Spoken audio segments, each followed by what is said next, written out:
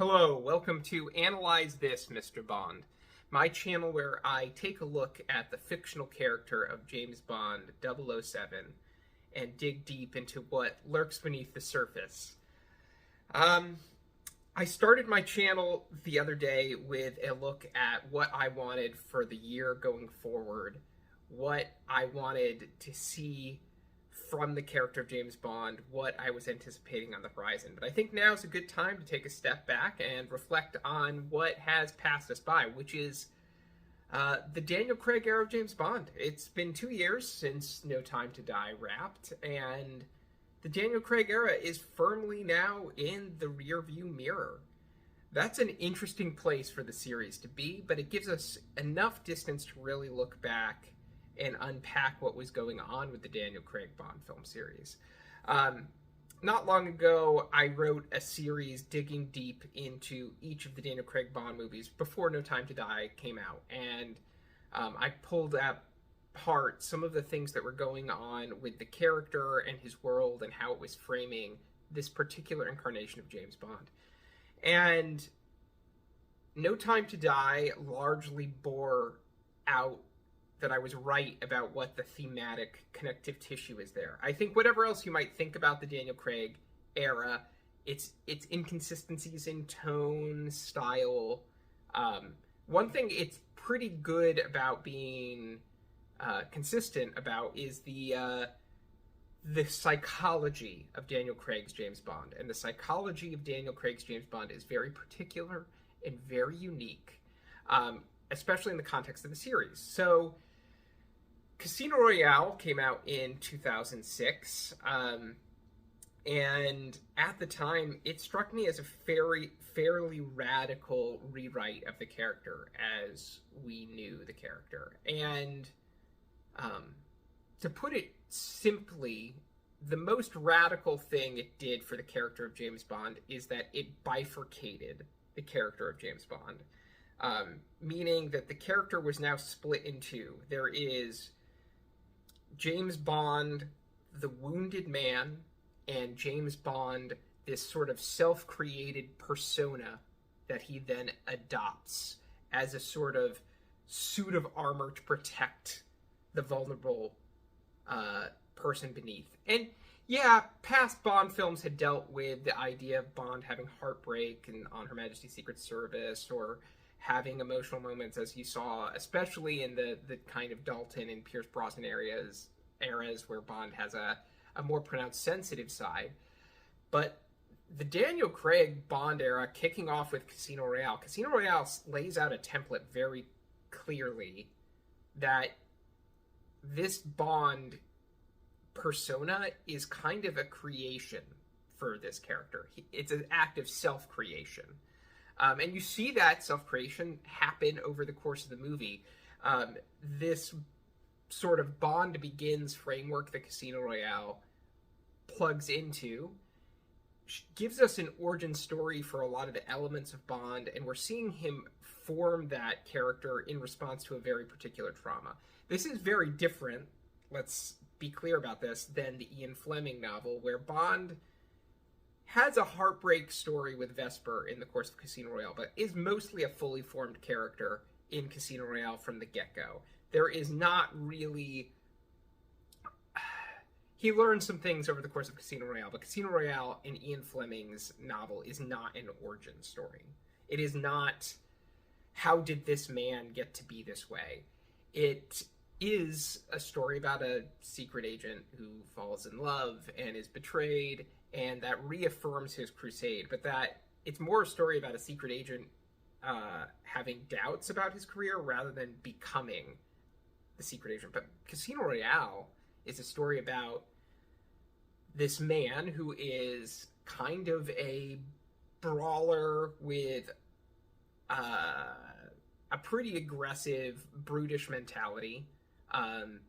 This is not a subtle agent. In the start of the Casino Royale film, he's bursting through walls, chasing after assassins. He's pretty ruthless. This is a strand that Quantum of Solace reinforces pretty aggressively, that this Bond's approach is not the approach of other Bonds, where Bond would kind of go undercover and manipulate people, poke at them psychologically to get them to make mistakes, and then see that. This Bond doesn't really care about cover stories. He's as direct as can be. He is going for the jugular every time, and he takes a certain level of pleasure in just being as ruthless as he can be. Kind of see that in the moment after the airport chase, right? Where he gets this very sort of sinister smile after the terrorist he's kind of set up blows himself up thanks to Bond's machinations during that chase. So it's kind of there's kind of a bloodlust facet to this Bond that's a little bit different, and you get this sense that that ruthless edge is both an aspect of his prior military career. He comes in, Craig's Bond has a closer cropped haircut and has a build that suggests, this sort of like tactical military personnel. Less of an infiltrator and more of like a soldier mentality. And you kind of see that in the opening action sequences of Casino Royale as well. And he's also got a pretty pronounced death wish. That scene with M is very important for the arc of all of those movies. That initial scene in M's apartment where Bond breaks in, and you get this framework with Judi Dench's M where she is really a surrogate mother figure. And yeah, that kind of played out in the Brosnan films before that, but like this is very pronounced, right? We have a mom essentially lecturing her son in this very dysfunctional relationship, and Bond is pretty clear that he knows what he's in for. Like this is a one-way trip to death for him, and he's not too concerned about risking his life in it. And so the dilemma this character has from the very start of this movie and over the course of the rest of the Daniel Craig Bond movies is this character going to commit himself to a life of death, where death is the only real outcome for a 00 agent? Or is he going to be able to build a life outside of that? And the way the films establish this is like primarily through romance. Is he going to go off with Vesper? Is he going to go off with Camille? Is he going to go off with Madeline? These are the dilemmas that kind of pop up over and over again in the Craig series, and it's established very quickly here in Casino Royale. And that bifurcation between Bond, the 00 agent, and Bond, this unformed person who might have a chance at another life, is set up very dramatically in Casino Royale. And its solution to that is at the end, he puts on the full armor. It's that climactic scene of Casino Royale that everybody loves is very cool, but it's also very exaggerated. Just look at the costume design. Bond is dressed in a three-piece suit, but it's not like the subtle three-piece suit of Sean Connery. It's almost like a gangster outfit, and he's holding a big machine gun. It's not a subtle image. It's like Bond has gone full Terminator at the end of Casino Royale. He's been wounded, and emerging on the other side is a guy who is just a tank, and he has killed off the human side of himself to do this. And that bifurcation of personality expresses itself both in the other aspects of the character. Like we see Bond's suiting and learning to love the finer aspects of suiting is something that he adopts as part of his mission. It's, yes, he likes to wear suits, but we're told that he wears suits with disdain, that this isn't something that he really naturally gravitates towards. He didn't come from money, is the line Vesper very pointedly says. And I remember when the script for Casino Royale was floating around before the movie released, and the Bond community at that time online had a lot of issues with the line that he didn't come from money, and indicating that there's this strong class resentment for the character. Now, I think that's a complex discussion because Fleming's Bond has a lot of class resentment. There are a lot of passages in Ian Fleming's Bond where Bond is pretty contemptuous of rich people. He doesn't really like how rich people live. And the principle of Bond is not that he's a wealthy person. It's just that he kind of spends money as soon as he has it, because he knows he's could die any day, right? There's no point in essentially saving for retirement if the likelihood is you're going to die tomorrow. So Bond wears a lot of nicer things. He's living life up because death is right around the corner for him. But he's not necessarily coming for money. There's no big inheritance Bond is pulling off of to facilitate a nice lifestyle. And he has this sort of resentment for the people in the high like territories of wealth. Like there's that great passage in Ian Fleming's Moonraker where he goes into Blades Club, and there's a big passage about how Bond doesn't really fit in there.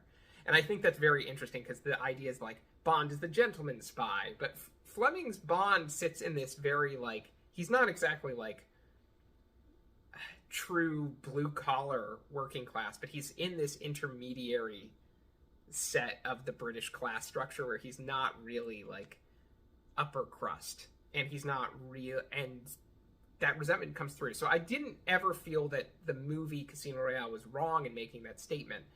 But you do get the sense that the movie is very strongly anchoring in the idea that this is an adopted persona for him. When he puts on the tuxedo for the first time, yeah, it fits like a dream, but he's putting on a costume for himself. And it's an idea they repeat again in Skyfall and in No Time to Die. It's like him putting on a bat suit, right? There's Bruce Wayne and there's Batman, and there's very different aspects of that character that come out in different ways. And when you put on the bat suit, you're Batman, and when you take it off, you're just Bruce Wayne. And there's this kind of idea where it's like there's this version of James Bond that exists outside of the secret agent 007 who dresses in tuxedos and goes off on the hunt to stop terrorists. And that's a pretty radical rewrite. I actually think it's very similar to what ended up happening with the Don Draper persona, especially as you see the idea develop over subsequent movies for Daniel Craig, where this idea as like whenever Daniel Craig's Bond is in crisis, you see him drop a lot of the glamour.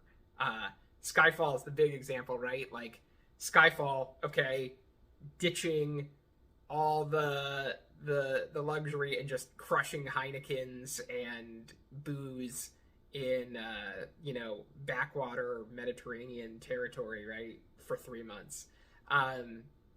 There's this sense that Bond in the Daniel Craig movies knows that he's not really this person and is kind of constantly always at war with this persona of 007 that he's created for himself at the end of Casino Royale. And I think the other really radical aspect that Casino Royale sets out from the future is that this idea, this tension in this character that they've kind of embedded is a tension about family. And Casino Royale plays this very lightly.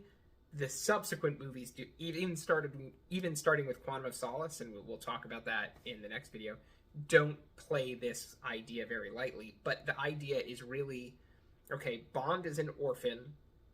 He has been traumatized by that experience, and what he has sought out is like a surrogate family in the form of the British government, right? M is a surrogate mother for him, father in subsequent movies, like this, and that family is a sort of surrogate family. It's giving him purpose. And the question for Daniel Craig's Bond is always, is he going to leave it and form a family with somebody else? Is he going to form a family with Vesper? Is he going to form a family with Camille? Is he going to form a family with Madeline? And you'll find that across the series, the villains kind of zero in on this ability. Like, the movie never comes out and says it, but it's kind of provocative and interesting that what Le Chiffre attacks in the first Casino Royale movie for Bond when he's brought the lowest is the very instrument that he could use to form a family. That's getting very Freudian with the psychology, right? But the movies actually kind of keep playing on that. Family is a big discussion of the Camille arc in Quantum of Solace. Family is huge in Skyfall. It's a big texture in Spectre, and of course No Time to Die. And so you have this cluster of dilemmas in Casino Royale.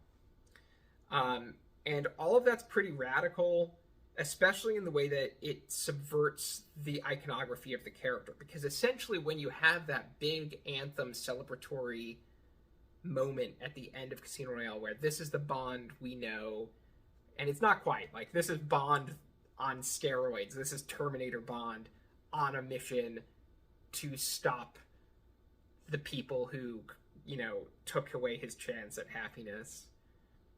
This sort of ruthless Bond, you're kind of celebrating the death of a human being at that moment, right? He's killed off the human side of him. We've seen that kind of come out at different points in Casino Royale as that movie unfolds and his interactions with Vesper, that you start to see this, you know, personal trauma that he's built up kind of like melt a little bit. And he even talks about it, like, you know, like her stripping back his armor. He's kind of reaching out to her, hoping that, like, she might take what is a murderous assassin and make him kind of like give him a way to find out what else there is in life. And he's shut that off at the end of Casino Royale. So Casino Royale ends with both like a kind of declaration of war, but it's also you know, like a declaration that the human inside of Bond is dead, or at least that he's killing himself off. And that's a pretty subversive take on the character, right? That none of the prior movies have ever suggest anything like that about how the psychology of this character works, about what it means for this character to be James Bond. There is no sense that this is him being James Bond was ever the dramatic moment of like him choosing this life. And it's a very Batman construct. And I keep returning to that. There's like, it feels very Batman. It feels very Don Draper to me. Don Draper is an artificial persona for that character. He's actually Dick Whitman, and he's created this glamorous man to escape his own anxieties about death. The Nolan Batman does that in much the same way. Like, Bruce Wayne, confronted with death, creates this persona of Batman to impose like control over the world. And the question is, will Christian Bale's Batman ever be able to form a relationship and escape that life, or is that life forever him? Is he like condemned to continue carrying out that crusade? And you see simultaneously the Daniel Craig series is exploring a lot of these same ideas, these same dramatic patterns, and it's a pretty dramatic rewrite for the character, right? The character of James Bond is in Ian Fleming, in the Sean Connery incarnations, Roger Moore, even Timothy Dalton and Pierce Brosnan, is very much like, this character is this person because he wants to be this person in a lot of ways. And it's like, there's no second guessing that there was some alternate path for who James Bond might be. But in the Daniel Craig movies, you get the sense that, you know, Daniel Craig's Bond continually kind of doesn't really love being James Bond on a subconscious level. And that plays out in Casino Royale again. Like previous Bonds are very interested in pleasure in a way that Daniel Craig's Bond isn't. Daniel Craig is obviously, you know, Daniel Craig's Bond likes nice clothes, he likes nice food, he likes these things, but you also see that he's very quick to drop that appetite, right? The famous scene where he's kind of ticked off and says, you know, do I look like a give a damn, when asked about the particulars of his martini. He doesn't really care at that moment. He's willing to kind of drop it. There's the bit with Solange where he's just willing to abandon her at the drop of a hat because the mission and is more important to him than anything he's getting from his liaison with Solange. And that's very different from how prior Bonds would have handled it. Most of the prior Bonds stop to smell the roses now and again. Even Timothy Dalton at the start of Living Daylights has that moment where he's, you know, gonna report in late to work at the end of a mission just because he crash landed on the gal's yacht. You know, there's this sense of Daniel Craig's Bond that he really is just like frantically seeking purpose. And I think that's a pretty dramatic rewrite of the character, and I think it plays off in the next few movies in very interesting ways. So the next video I'll do, we'll talk about Quantum of Solace. But this was my video kind of taking a bird's eye view of Casino Royale. Obviously, kind of unpack this on a scene-by-scene basis in the movie. I'm just trying to keep it relatively brief here. It's not that brief. We're at, 20 or so minutes of me rambling. But let me know in the comments how you feel about this idea, whether you disagree with me, whether you agree with me, and I will catch you in the next one.